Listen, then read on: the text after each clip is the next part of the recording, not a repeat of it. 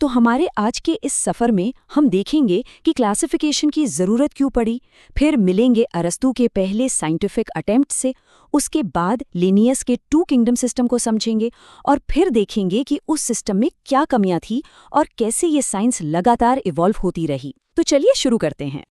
तो ये क्लासिफिकेशन की ज़रूरत वो तो हमारे सर्वाइवल के सबसे बेसिक ज़रूरतों से पैदा हुई। ये कोई साइंटिफिक शॉक नहीं था, बल्कि एक प्रैक्टिकल ज़रूरत थी। जरा सोचिए, आप एक अर्ली ह्यूमन हैं। ये जानना कि कौन सा फल जहरीला है और कौन सा खाने लायक, ये कोई एकेडमिक नॉलेज नहीं थी। ये तो जिंदगी और मौत का सवाल था। किस जानवर की खाल ठंड से बचाएगी, किस जानवर से दूर भागना है। बस यही था इंट्यूटिव क्लासिफिकेशन, मतलब सर्वाइवल के कठोर सच्चाइयों से निकला हुआ एक सिस्टम। और सदियों तक चीज़ों को बस उनकी यूटिलिटी, उनके इस्तेमाल के आधार पे ही बांटा गया।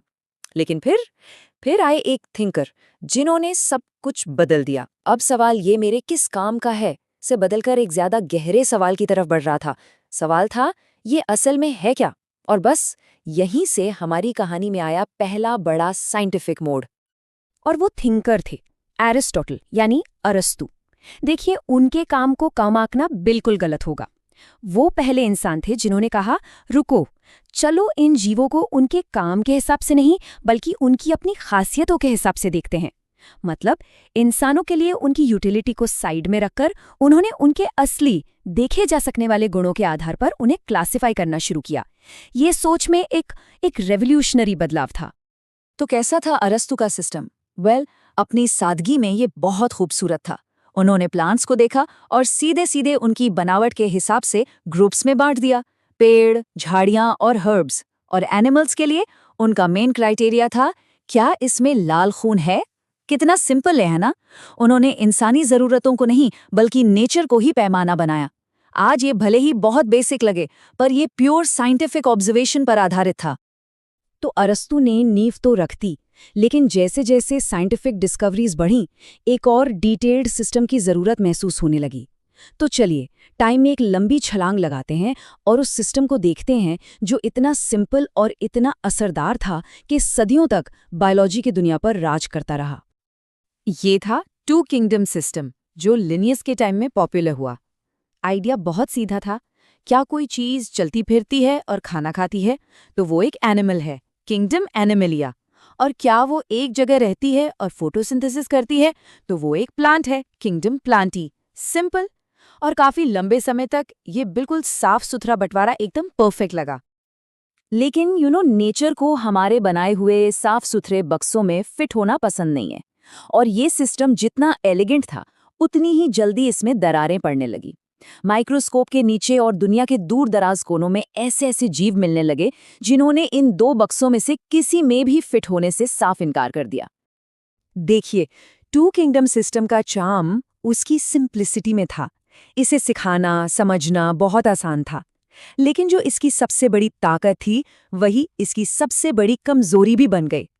लाइफ की जो जबरदस्त और हैरान कर देने वाली डाइवर्सिटी खोजी जा रही थी, वो अब इन दो कैटेगरीज में बस फिट ही नहीं हो पा रही थी। तो प्रॉब्लम्स थी क्या? कई थी।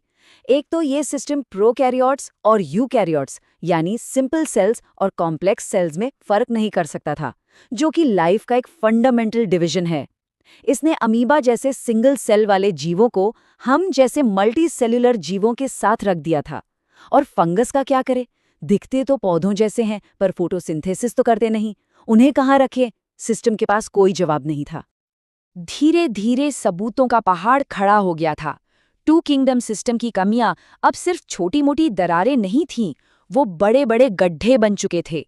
और ये बात बिल्कुल साफ हो गई कि धरती पर लाइफ की कम्प्लेक्सिटी को समझने के लिए सिर्फ दो बक्से बिल्कुल नाकाफी थे। अब साइंस को फौरन एक नए नजरिए की जरूरत थी। और यहीं से हम आते हैं अपने आखिरी सेक्शन पर। देखिए, नेचर को सही मायने में समझने के लिए साइंटिस्ट को सिर्फ बाहरी दिखावे से आगे बढ़ना था।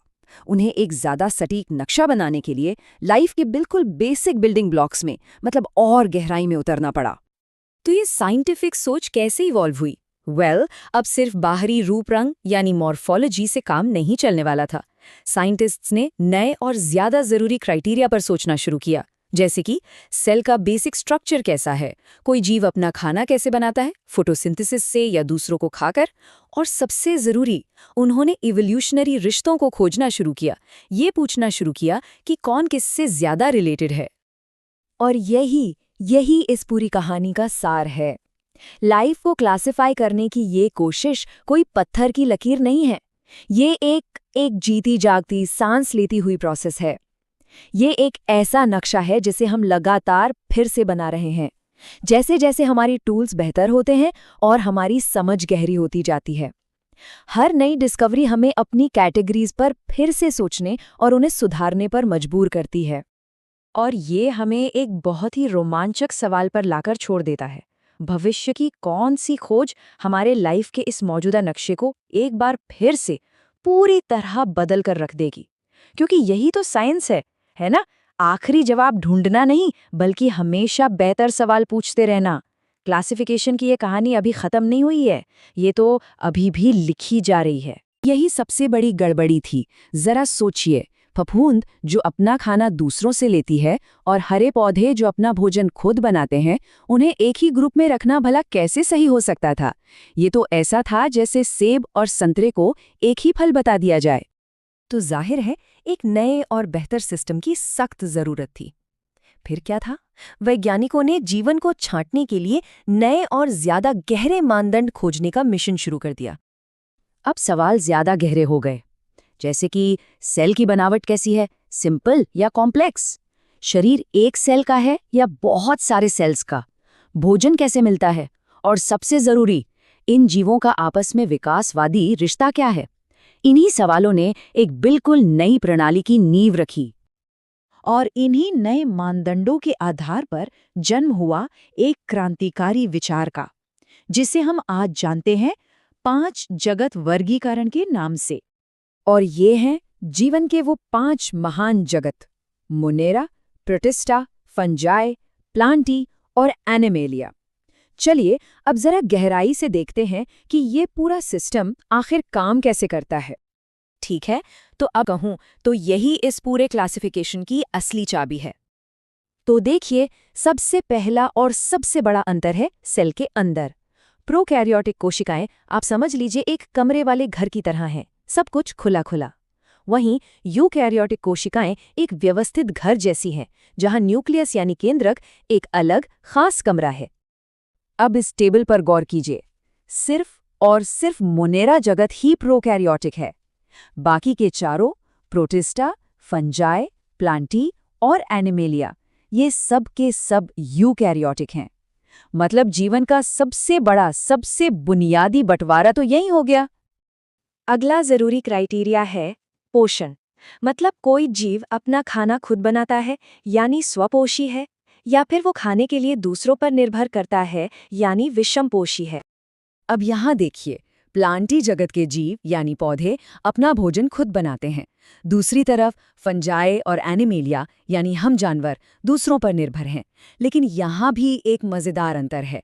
फंजाई पोषक तत्वों को सोखते हैं, जबकि जानवर भोजन को पूरा का पूरा निगलते हैं।